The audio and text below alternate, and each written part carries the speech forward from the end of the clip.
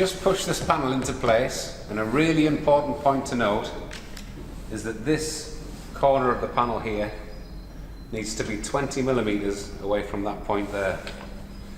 And this is to allow your side flashing to go in. So that's very important to note. On the bottom of this panel, you fix it with 50mm 5-gauge screws.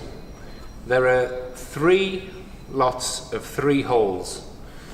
Now, we put 2 screws into each set of holes, and basically it gives you a spare should you happen to hit a nail or a screw or anything like that. It gives you a spare hole. Previously on these panels we had a mid-panel support, but we find that the double glass is so rigid it just doesn't need them, so we're not doing anything there. Light as feather. Yeah, that in. Good, yeah.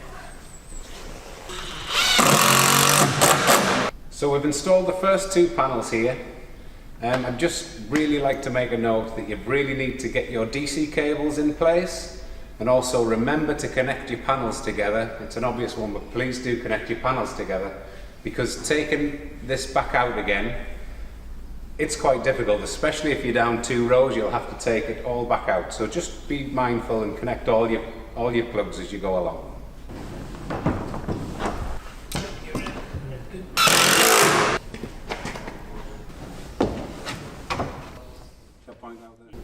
We use a packer here to keep this cable in place because they're very easily lost behind the panel. So connecting is the same as any other solar panel.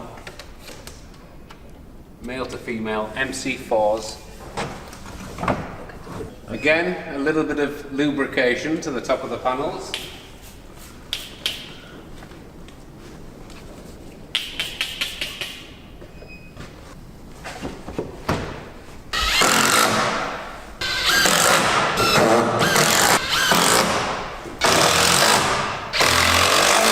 So I said earlier that our mounting rails, they didn't have to be too accurate.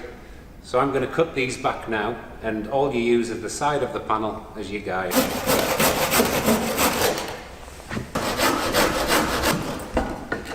Just the same on the right hand side. Take this top mounting button back to the side of the panels.